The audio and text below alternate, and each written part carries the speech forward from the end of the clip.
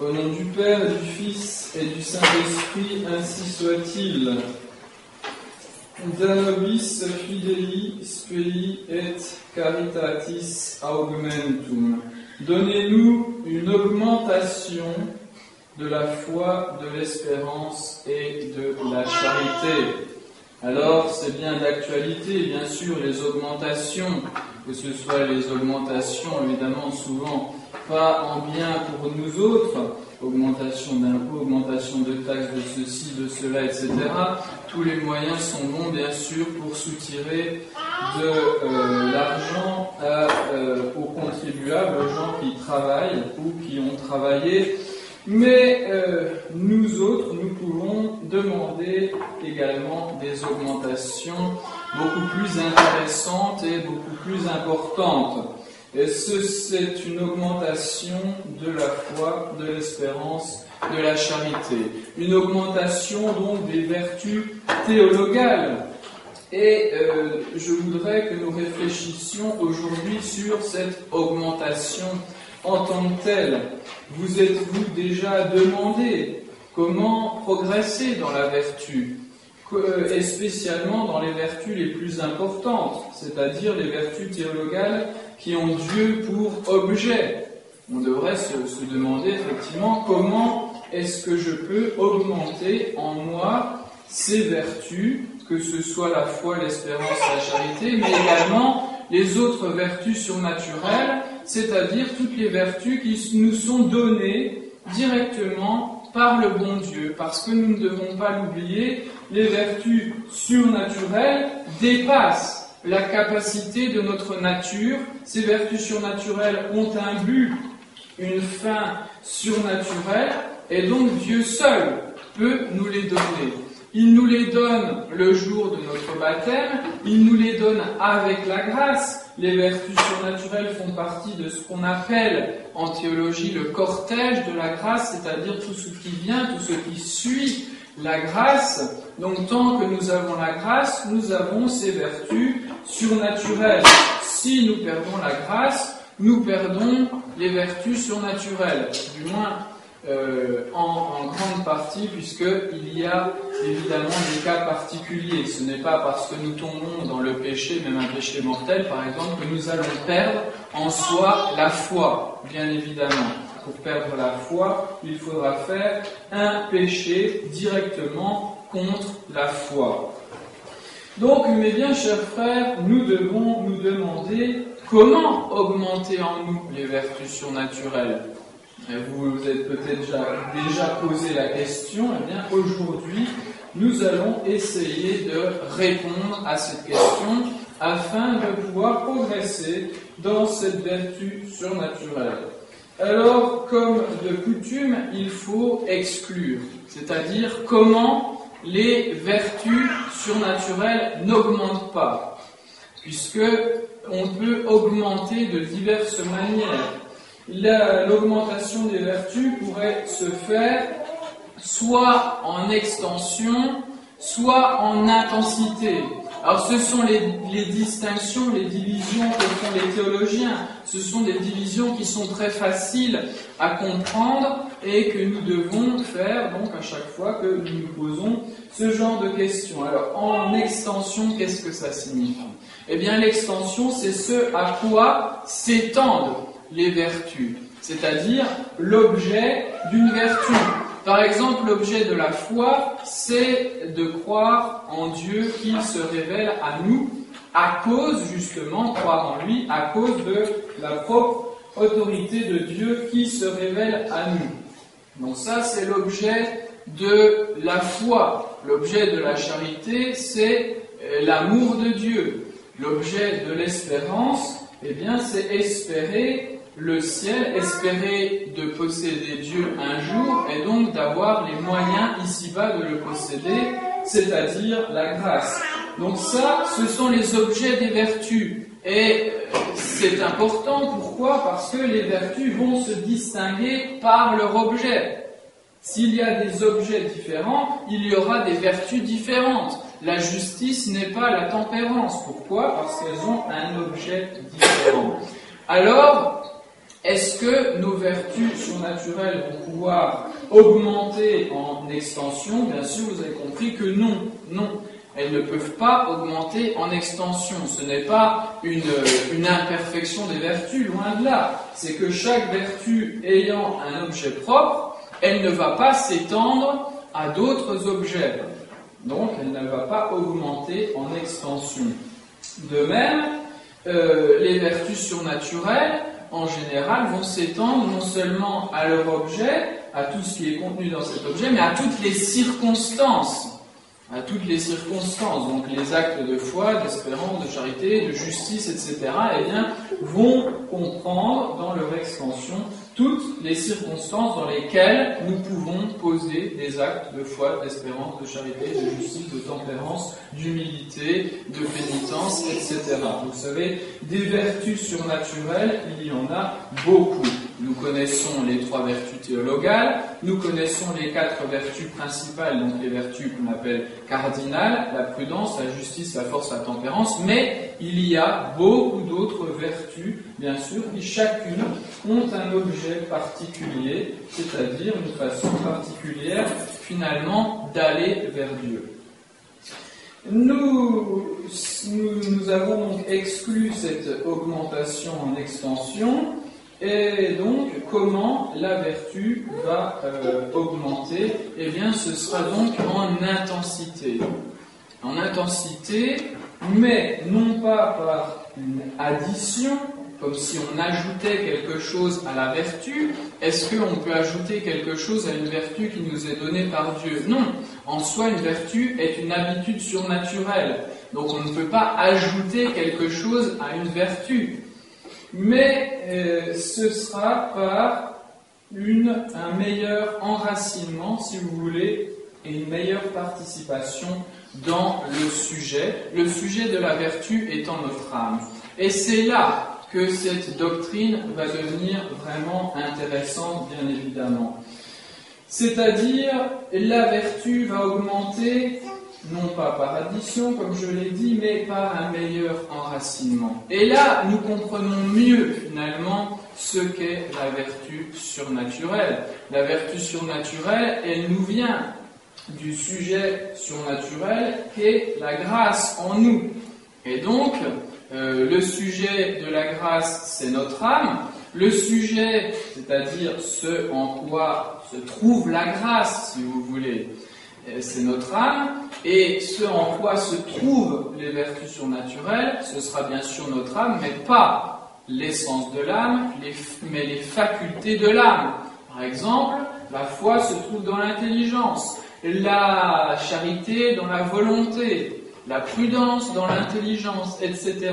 Donc vous voyez, chaque vertu aura non seulement un objet particulier, mais un sujet particulier, c'est-à-dire se trouvera dans une faculté de l'âme. Eh bien, l'augmentation des vertus se fera par un meilleur enracinement dans son sujet, de sorte que de même que la grâce, l'augmentation de la grâce, ce sera un meilleur enracinement de la grâce dans notre âme. De même, l'augmentation de la foi, ce sera un meilleur enracinement de la foi dans notre intelligence, de la charité, de l'espérance, dans notre volonté, etc. Donc voilà comment, mes bien chers frères, la grâce peut augmenter en elle-même. Mais ce qui nous intéresse, et ce qui vous intéresse, bien évidemment, c'est quelque chose de plus concret. Il est important de connaître les principes pour, après, aller aux déterminations plus précises pour notre vie spirituelle, pour la vie de notre âme. Donc il est important de vraiment bien connaître ces principes. Et donc, comment faire? Comment faire pour augmenter en nous cet enracinement de la charité, bien sûr, mais également des vertus théologales et des vertus surnaturelles, donc en général? Eh bien, il va falloir remonter à la cause. La cause des vertus surnaturelles, qui est-ce? Eh bien, c'est Dieu lui-même. Je l'ai dit au début, cela ne peut être que Dieu, puisque la fin est surnaturelle. La fin est surnaturelle, c'est la vision béatifique, et donc Dieu seul peut causer les vertus surnaturelles dans notre âme. La conséquence, c'est que si Dieu seul peut causer en nous les vertus surnaturelles, Dieu seul peut augmenter en nous les vertus surnaturelles. C'est ça la conséquence. Donc il y aura, mes bien chers frères, pour nous trois manières d'augmenter les vertus surnaturelles. Ce sera la prière. On connaît, c'est ce que nous disons dans l'oraison d'aujourd'hui. Da nobis fidei spei et caritatis augmentum. Nous demandons à Dieu d'augmenter en nous les vertus de foi, d'espérance et de charité. Donc nous demandons à Dieu. Le premier moyen d'augmenter en nous les vertus, bien, c'est de demander cette augmentation à Dieu, bien évidemment.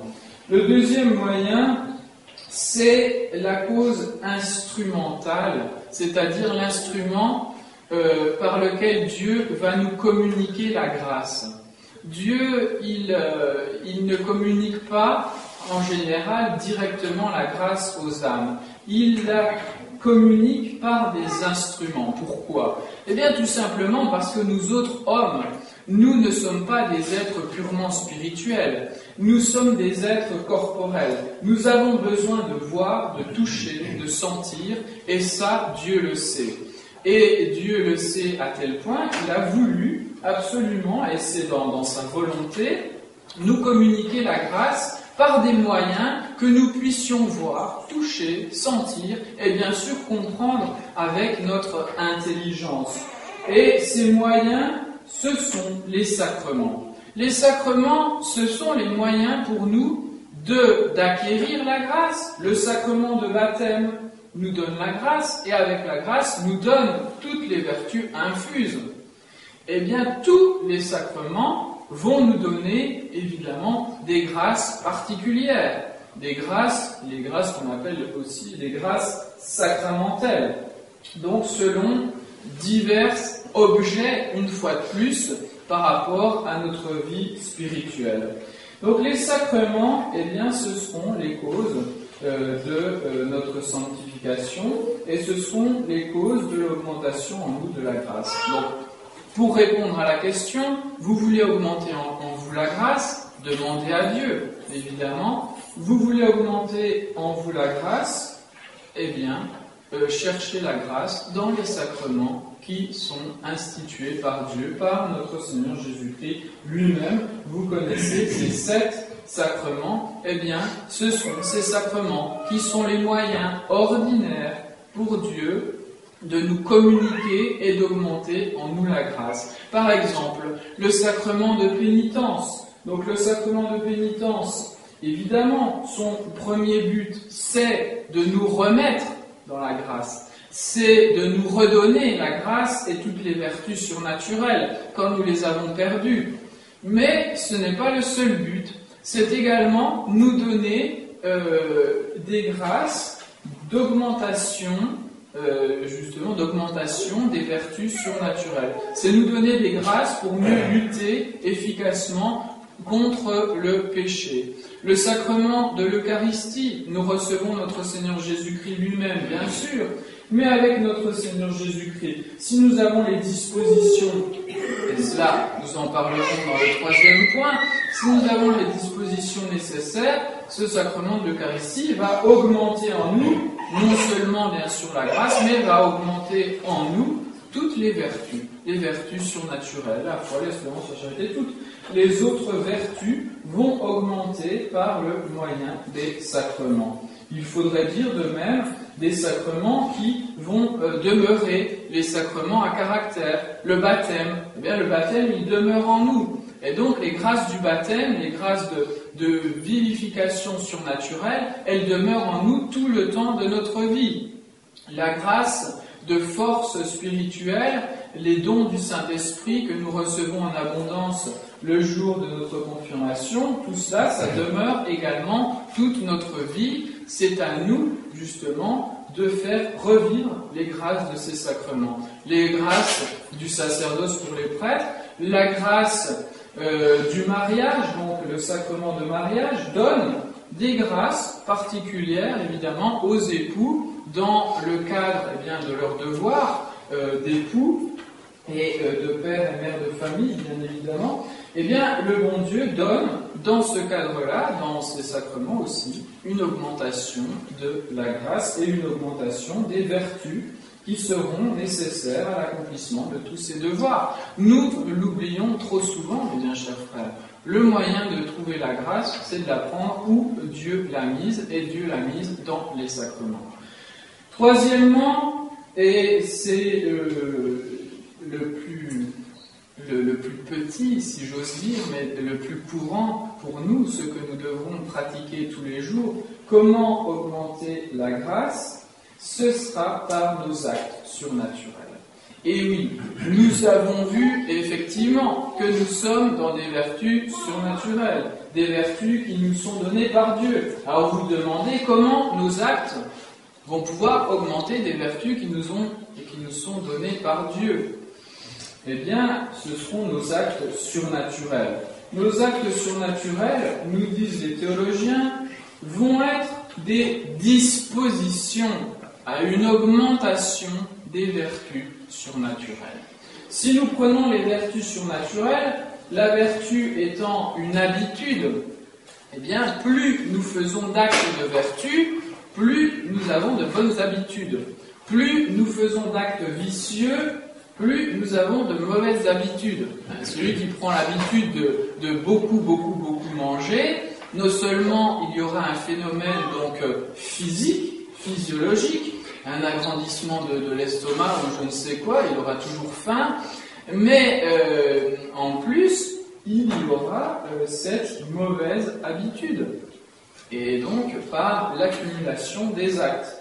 De même, dans la vertu, si nous prenons l'habitude dans tel ou tel acte de vertu, nous allons progresser, même dans les vertus naturelles.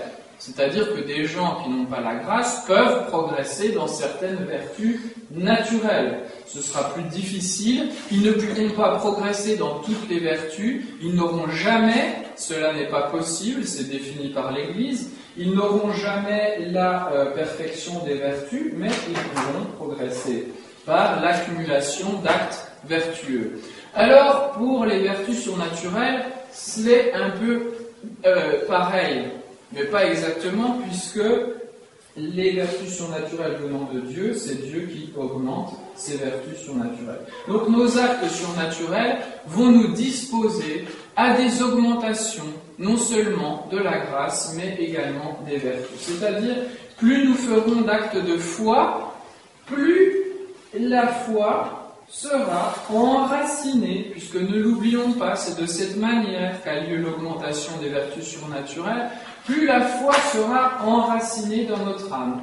Plus nous ferons d'actes de charité, et plus nous ferons d'actes de charité importants, eh bien, plus la charité sera enracinée dans notre âme.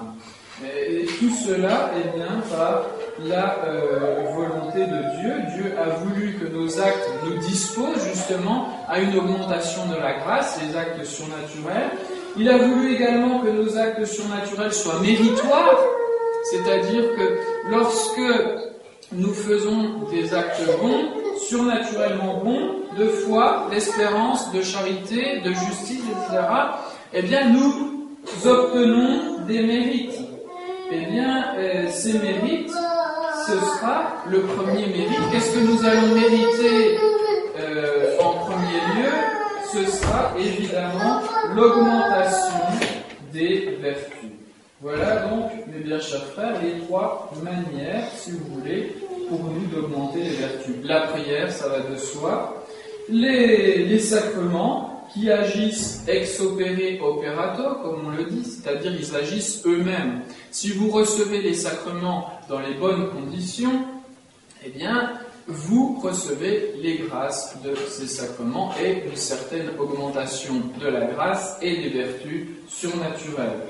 Et puis nos actes qui agissent ex opere operandi, c'est-à-dire selon notre disposition. C'est-à-dire que un petit acte de charité en soi ne va pas augmenter notre charité de façon déterminante. Non, il faudra faire beaucoup de petits actes de charité pour que notre charité augmente, soit davantage enracinée dans notre âme. Donc voilà, mes bien chers frères, nous devons chercher à progresser dans la vie surnaturelle.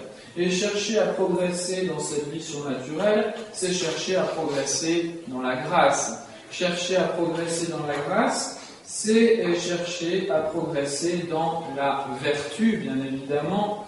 Alors comment faire? Nous l'avons vu, par la prière, la demande à Dieu, par les sacrements et par les actes de vertu.